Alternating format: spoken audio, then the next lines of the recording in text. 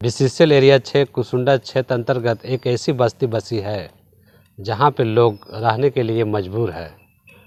और क्यों मजबूर है? क्योंकि बगल में एक माइंस चल रही है हिल टॉप आउटसोर्सिंग कंपनी, जहाँ पे वो तो अपने कोयला निकाल ली है और कोयला निकाल के भले बीसीसीएल को मुनाफा हुआ है, लेकिन यहाँ पर रहने वाले लोग को सिर्फ नुकसान ही झेलना पड़ा है। और एक ऐसी स्थिति भी उत्पन्न हो गई है कि हेवी ब्लास्टिंग होने से कई घर जो है ज़मींदोज हो गए हैं। हम अपने सहयोगी को बोलेंगे कि क्या मंजर है, ये देखने लायक मंजर है। देखते साथ रूह भी कांप जाती है कि किस तरह से ज़मीन फट गई है, स्लाइड हो गई है, दर्जनों घर ज़मीन के अंदर समा गई है। यहाँ पे लोग जो है अपनी जान बचा के भागे हैं और भागना ही पड़ा, क्योंकि बीसीसीएल ना उसे विस्थापन कर रही थी, ना ही उसे नियोजन दे रही थी, ना ही रोज़गार दे रहे थे। और ऐसे में लोग जो मरने के लिए बेबस छोड़ दिया था बीसीसीएल और यहाँ की जो कंपनी चल रही थी। और ऐसी स्थिति में लोग जीने के लिए मजबूर हो गए थे, लेकिन कहीं ना कहीं लोग अपनी जान बचा के भी भागे हैं। और आज भी लोग जो है यहाँ पे मजबूरी में रह रहे हैं। और इसकी एक वजह अगर कही जाए तो ना लोगों के पास घर है, ना मकान है, तो लोग जाए कहाँ?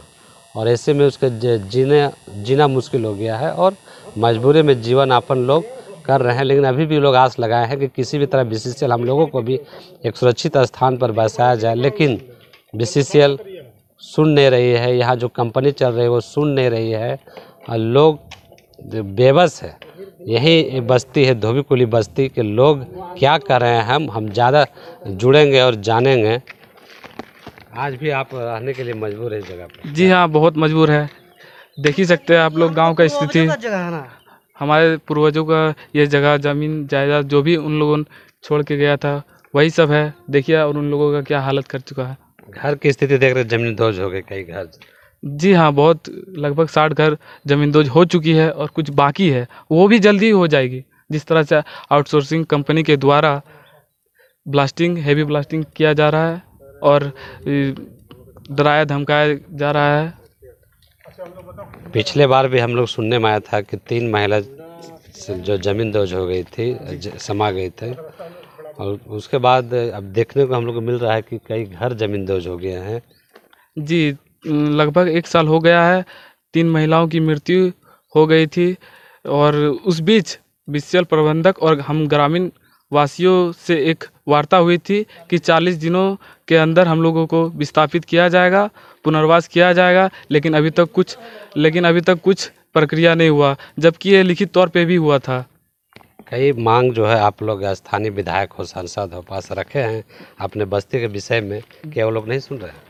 नहीं, बिल्कुल नहीं सुन रहे हैं। हम लोग विधायक जी के पास भी गए हैं, सांसद जी से भी कांटेक्ट हुआ है, हम लोग डीसी के पास भी गए हैं, बाई पोस्ट सीएम पीएम सबको कर चुका हूँ, लेकिन अभी तो कोई रिस्पांस नहीं आया।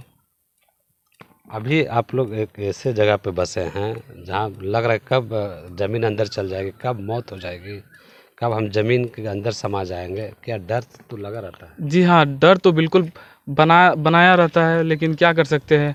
हम लोगों को कोई सुनने वाला नहीं है। हम लोगों के साथ सिर्फ वोट बैंक चाहिए, उन लोगों को सिर्फ वोट आता है तब यहाँ पे आते हैं, नहीं तो अदरवाइज़ यहाँ तो पूछने तक कोई नहीं आता। ऐसे में देखा जाए तो अभी लोकसभा चुनाव पार हुई है, आगामी विधानसभा चुनाव आने वाली है, तो ऐसे में क्या आप लोग का मत रहेगा? मत क्या रहेगा, कोई हमारा साथ ही नहीं दे रहा है, तो देखिए क्या होता है। क्या आप लोग बदलाव चाहेंगे इस बार? जी हाँ, बिल्कुल बदलाव तो ज़रूर चाहेंगे। और हम जानेंगे, बताया जाए कि जो बस्ती बसी है धोबीकुली बस्ती है, अभी हम लोग देख रहे हैं कि मंजर बड़ा दर्दनाक है, कई घर ज़मीन के अंदर चल गया है। और ऐसे में आप लोग यहाँ बसे हुए, कैसा लग रहा है? डर के साए में रह रहे हैं, कब मौत हो जाए अभी भी कुछ नहीं बोल सकते कि हम लोग अभी भी जा सकते हैं नीचे, चाहे मौत भी हो सकती है। हम लोग डर के साए में रह रहे हैं, कोई हम लोग को सुनने वाला ही है नहीं, कोई कुछ ना मदद करते, कुछ भी नहीं करते हैं। बगल में कौन सा कंपनी चल रही थी? बगल में हिल टॉप आउटसोर्सिंग कंपनी अभी भी चल रही है, मनमानी है एक तरह से। ये सारा घर ज़मींदोज हो गया है, इसका किसे आप दोषी मान रहे हैं? हमारे hill top outsourcing company, BCCL company ये दोनों ही जो है हम लोग को मतलब सब कुछ ख़त्म कर दिए, ज़मीन से लेकर सब कुछ। और कई घर जो है दरारें पड़ गई हैं, लोग विवश है घर में रहने के लिए, और ऐसे में कंपनी जो है विशेष उसको विस्थापित नहीं कर रही है। तब इसके लिए क्या करेंगे आप लोग? इसके लिए हम लोग तो रोक लगाए हैं, अभी कंपनी बंद किए हैं, लेकिन हम लोग जाएंगे भी तो कहाँ जाएंगे? हम लोग कहीं और ज़मीन भी नहीं कि हम लोग वहाँ रह सकते हैं। क्या करेंगे, मजबूरी हम लोग रहने के लिए। हम लोग कहीं अगर ज़मीन रहता तो हम लोग वहाँ पे बस जाते, लेकिन हम लोग को कुछ भी नहीं है। जो कुछ भी है सब कुछ हम लोगों का यहीं है, पूर्वजों का ज़मीन है, हम लोग कैसे छोड़ के चले जाएँ? अब अगर आप लोगों की मांग नहीं मान रही तो आप क्या किस तरह का लड़ाई लड़ेंगे आप लोग? अगर नहीं मानेंगे तो हम लोग सबको भी हम लोग यहीं पे जान दे देंगे, मगर हम लोग यहाँ से हटेंगे नहीं।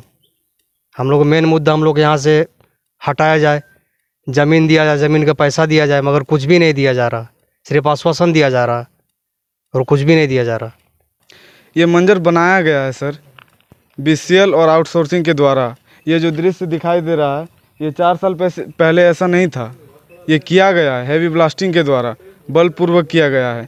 जबकि ये ज़मीनें जायदाद जितना भी सारी चीज़ दिखाई दे रही हैं ये सारे हमारी थी, जबकि हमें बलपूर्वक हटाकर ये हैवी ब्लास्टिंग कर रही है आउटसोर्सिंग। ये बीसीसीएल की ज़मीन है कि रहती है? ये हमारी रहती ज़मीन है, पूर्वजों की ज़मीन है, जिस पर उन्होंने बलपूर्वक ये सब कार्य किया गया है। हमारे घरों को ज़मींदोज किया गया है। अब आगे आप लोग क्या कीजिएगा? आगे हम लोग का यही मोटिव है कि हम लोग साथ रहें, एक साथ रहें और डट कर सामना करें कि नहीं हमें हमारा हक चाहिए, और हम लोग को अगर नहीं दिया जाए। हमने यहाँ के ग्रामीणों से बात की है तो ग्रामीणों का कहना है कि ये हमारी पूर्वजों की ज़मीन है। हम लोगों को जब तक बीसीसीएल मुआवजा और विस्थापित नहीं करेगी तब तक हम यहाँ से हम लोग जाएंगे नहीं, चाहे भले ही हमारी जान चली जाए, क्योंकि हमारे पूर्वजों की ज़मीन है। हम लोगों को बीसीसीएल जो है मुआवजा मिलना चाहिए, देना चाहिए, लेकिन बीसीसीएल कहीं ना कहीं उन लोगों की मांग नहीं मान रही है, जिसके कारण उन लोग यहाँ पे जीने के लिए बेबस है। ये बस्ती जो है धोबीकुली बस्ती है, और हमने एक और जगह का भ्रमण किया है, वो तिवारी बस्ती थी, जहाँ पे वो लोग भी जीने के लिए मजबूर है। घर में दरारें पड़ गई है, कई घर ज़मींदोज हो गए हैं, लेकिन क्या करें? इसमें देखना यह होगा कि लोगों को अब मुआवजा मिलता है कि नहीं, विस्थापित करते हैं कि नहीं। ये बने रहिए आप न्यूज़ बाइस्कोप के साथ। बाघमारा से सूरजदेव मांझी की रिपोर्ट।